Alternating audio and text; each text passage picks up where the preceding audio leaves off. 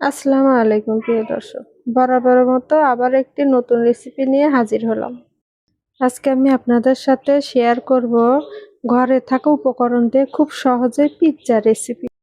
Pizza এমন কেউ নেই যে পছন্দ করে না। ছোট বড় সকলে কিন্তু এই পিৎজা খেতে খুবই পছন্দ করে। বিশেষ করে বাচ্চারা তো খুবই পছন্দ করে এই পিৎজা। তো দেখুন, এই পিৎজাটা দেখতেও কিন্তু খুবই ইয়ামি লাগছে আর খেতে খুবই সুস্বাদু হয়েছে এবং নরম সফট এই পিৎজা। তো চলুন আপনাদের দেখিয়ে দিচ্ছি কিভাবে আমি ঘরে থাকা উপকরণ দিয়ে খুবই সহজভাবে পিৎজাটি বানিয়েছি। আজকে আমি আপনাদের গরুর মাংস দিয়ে পিৎজাটি বানিয়ে দেখাবো। আপনারা চাইলে মুরগির মাংস এখানে দিতে পারেন। এর জন্য আমি এখানে বড় 4 পিস মাংস নিয়েছি। তারপরে এটি পাতলা পাতলা করে কেটে নিয়েছি। আপনারা আপনাদের পছন্দ মতো কেটে নিতে পারেন।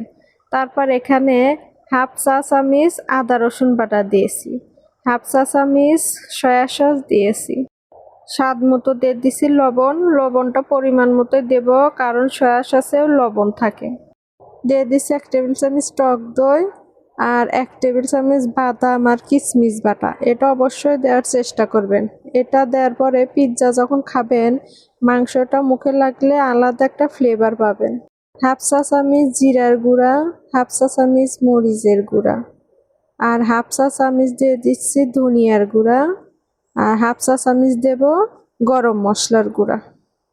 হাফ চামচের একটু কম দিয়ে দেব কালো গোলমরিচ, আপনারা চাইলে সাদাটাও দিতে পারেন।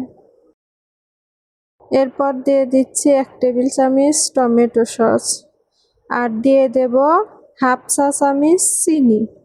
দেওয়া হলে এখন সব উপকরণ ভালোভাবে মিশিয়ে নিচ্ছি। সব উপকরণ ভালোভাবে মিশিয়ে নেওয়ার পরে 10 মিনিটের জন্য রেস্টে রেখে দেব। ততক্ষণ আমরা পিৎজার ডোটা তৈরি করে নিচ্ছি।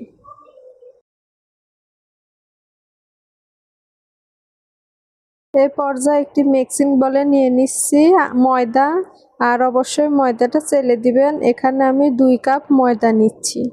ময়দাগুলো এখন ভালোভাবে চেলে নিচ্ছি। তারপর দিয়ে দিচ্ছি 1 টেবিল চামচ গুঁড়া দুধ আর হাফ চা চামচ দিয়ে দিচ্ছি ইস্ট। এর থেকে বেশি দিবেন না, তাহলে গন্ধ করবে। 2 কাপ ময়দার জন্য এতটুকুই যথেষ্ট। দিয়ে দিচ্ছি হাফ টেবিল চামচেরও কম লবণ আর 2 টেবিল চামচ সয়াবিন তেল। এখন এগুলো ভালোভাবে মিক্স করে নিচ্ছি।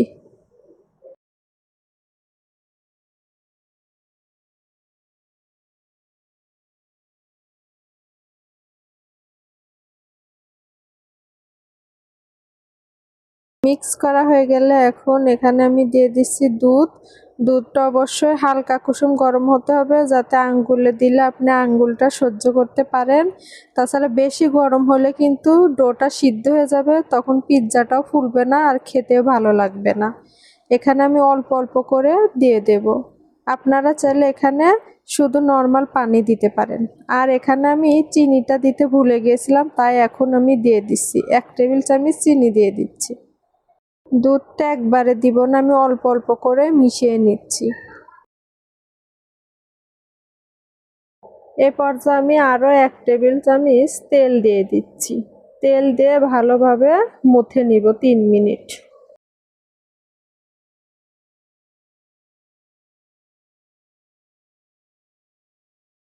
3 মিনিট পরে দেখুন নরম সফট একটা ডো তৈরি হয়েছে। আবারও হালকা তেল দিয়ে মেখে রেখে দেব রেস্টে। অবশ্যই উপরে হালকা তেল দিবেন, নয়তো এটা ড্রাই হয়ে যাবে। আর এটা রেখে দেব 1 থেকে 1.5 ঘন্টার জন্য। এই পর্যায়ে চুলাতে একটি প্যান বসিয়ে দিয়েছি। এখানে অল্প পরিমাণে তেল দেব। তেলটা গরম হলে এর মধ্যে দিয়ে দিচ্ছি আগে থেকে ম্যারিনেট করা মাংস। আর মাংসগুলো মিডিয়াম তাপে ভাজতে হবে, যেহেতু এটা গরুর মাংস একটু টাইম লাগবে। মুরগি হলে খুবই অল্প সময় হয়ে যেত, তাই একটু সময় নিয়ে ভাজতে হবে।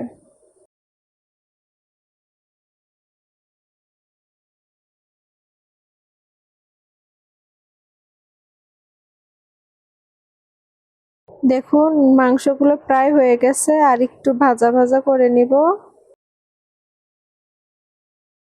মাংসগুলো ভাজা হয়ে গেছে, এখন এগুলো নামিয়ে নিব।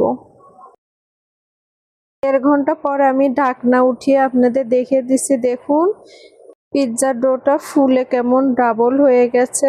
পর্যায়ে আরো কিছুক্ষণ মথে নিব।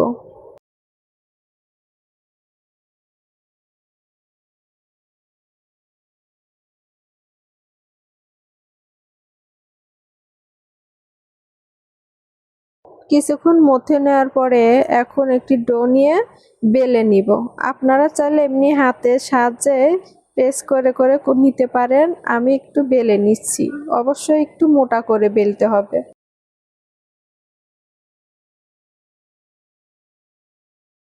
আমি আপনাদের দেখিয়ে দিচ্ছি কেমন মোটা রাখতে হবে।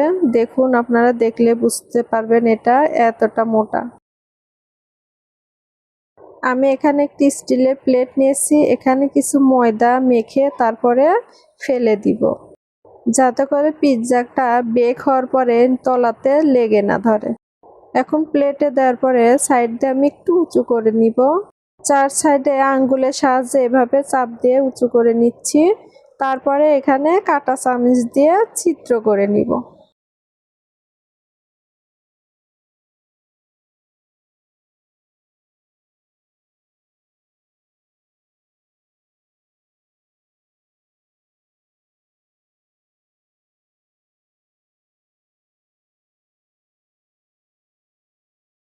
কাঁটা চামচ দিয়ে এভাবে ছিদ্র করে নেওয়ার পরে এখন এই পর্যায়ে দিয়ে দিচ্ছি পিৎজা সস। পিৎজা সসটা দেওয়ার চেষ্টা করবেন, কারণ এই পিৎজায় পিৎজা সসটা দিলে বেশি টেস্টি হবে খেতে। আর যদি না থাকে তাহলে আপনারা টমেটো সসটাই দিতে পারেন। পিৎজা সসটা একটু বেশি পরিমাণ দিব, আবার অতিরিক্ত দেওয়া যাবে না, তাহলে ভালো লাগবে না। পিৎজা সসটা দেওয়ার পরে এখন দিয়ে দিচ্ছি মজরেলা চিজ। আমি এগুলো গ্রেট করে নিয়েছি। এ পর্যায়ে আপনারা আপনাদের পছন্দ মতো সাজিয়ে নিতে পারেন, আর চেষ্টা করবেন চিজটা একটু বেশি দিতে, কারণ চিজটা একটু বেশি দিলে পিৎজাটা খেতে আরো বেশি ভালো লাগবে।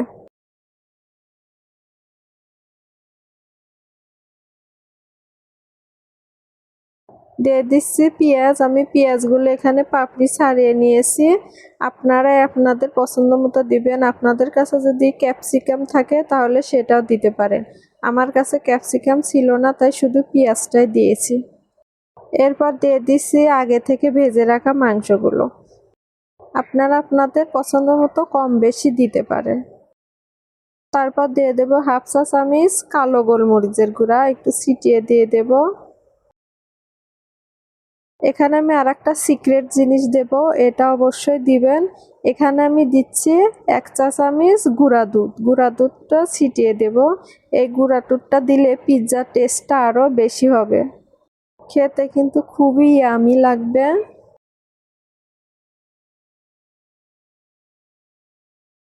গুঁড়ো দুধ দেওয়া হয়ে গেলে এরপরে আবার দিয়ে দিচ্ছি চিজ।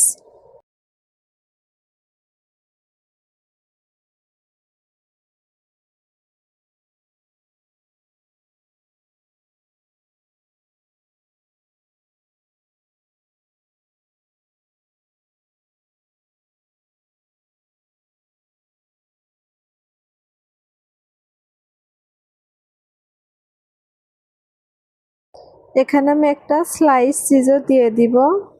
আপনাদের হাতের কাছে না থাকলে এটা স্কিপ করতে পারেন।